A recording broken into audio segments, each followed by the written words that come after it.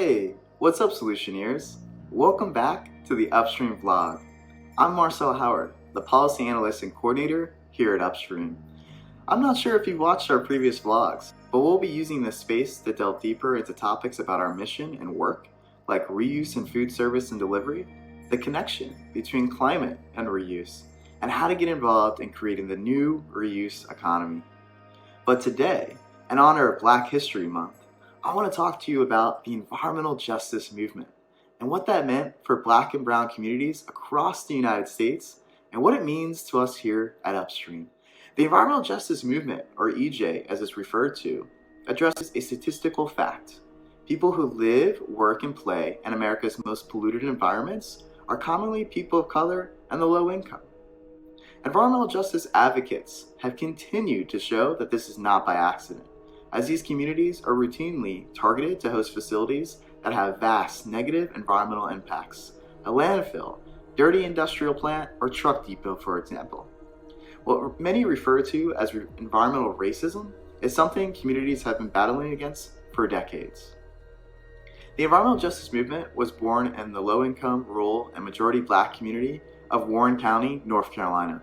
In 1982, the state created plans for a new hazardous waste landfill in the small community of Afton. Many Afton residents and local advocates were seriously concerned over the potential for polychlorinated biphenyls, or PCBs, leaching in the drinking water supplies. Their concerns were dismissed by the state, which eventually led to the first arrest in U.S. history over the siting of a landfill. When trucks were trying to enter the site, residents and advocates laid down on the roads leading into the landfill to stop them. This was followed by 6 weeks of marches and nonviolent street protests with more than 500 people arrested.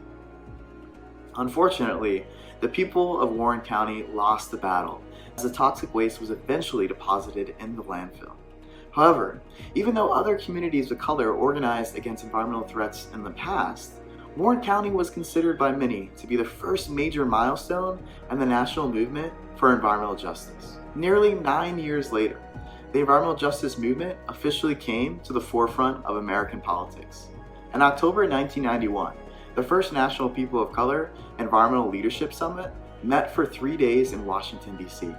The summit brought together hundreds of environmental justice leaders from across North America, and they produced the Principles of Environmental Justice and the Principles of Working Together, which would become two foundational documents of the environmental justice movement. The movement took another huge leap in 1994, when President Bill Clinton made environmental justice a federal government policy. With the signing of Executive Order 12898 on February 11th, federal agencies were mandated to identify and address disproportionately high adverse health or environmental effects of their policies or programs on low-income people and people of color.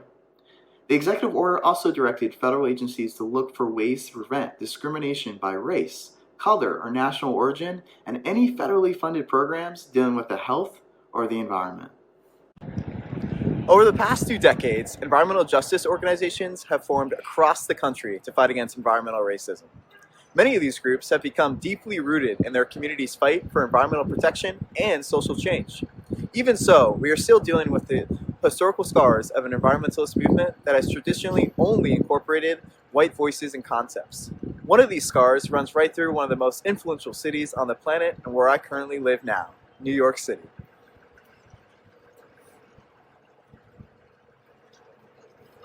Central Park is one of the most recognizable parks in the world. It stretches nearly 51 street blocks and covers approximately 843 acres of land in the middle of Manhattan. Today, you'll see loads of tourists and locals enjoying the beautiful scenery and everything Central Park has to offer.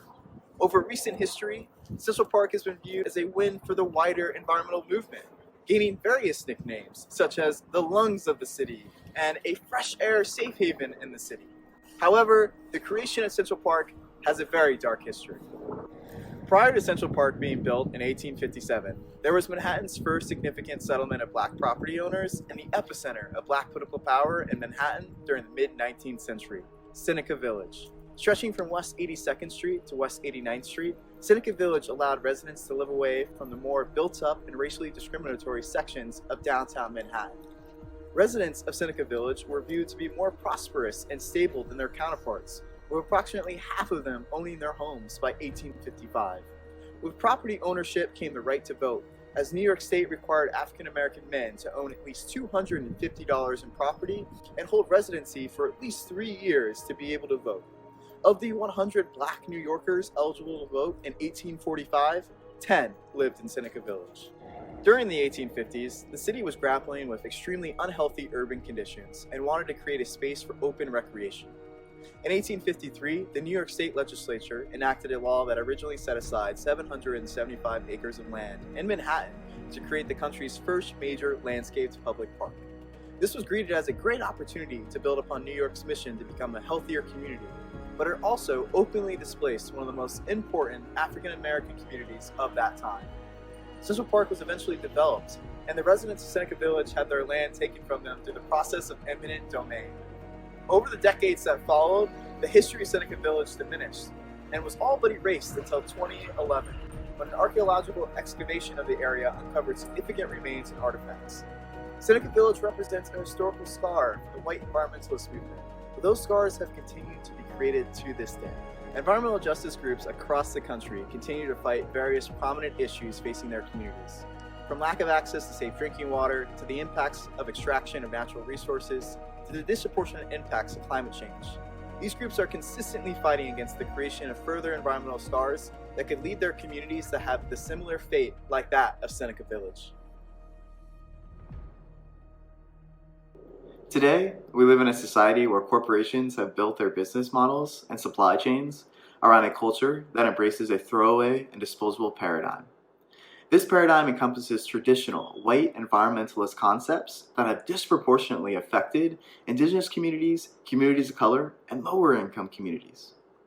Upstream recognizes the negative impacts of such a societal paradigm and believes reuse can be used as a mechanism to pursue a just transition, which refers to building upon an economic and political power shift from an extractive economy to a regenerative economy, and approaches production and consumption cycles holistically and waste-free.